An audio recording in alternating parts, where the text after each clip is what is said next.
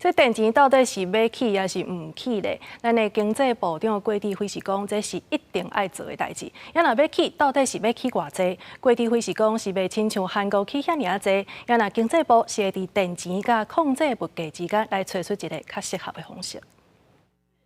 调整电价应该是势在必行，调整的幅度到什么程度，这个可能还要经过再更详细的讨论嘛。部长，您同意我的看法吗？完全同意。经济部会伫月底召开电钱汇率审议会，电钱敢要起价？经济部长郭志辉透早伫立法院经济委员会时讲到，同意起电价是一定会行的。我们应该是不用涨那么高了哈。我们当然刚才委员所关心的这个 CPI 的部分，它电价的调整多少会影响的这个影响因素，所以我们会想办法。另外，郭志辉也强调，经过评估，菲律宾的正电是会使的，目前成本5块半。不过经过评估，日本的厂商年底就会使做到10枚都能柜，成本是剩1.25块。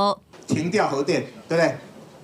核电核1、核2、核3，一年大概就都花了1000亿啊。它占的我们的比例并不高，那它的运转是不是让我们台电可以赚钱？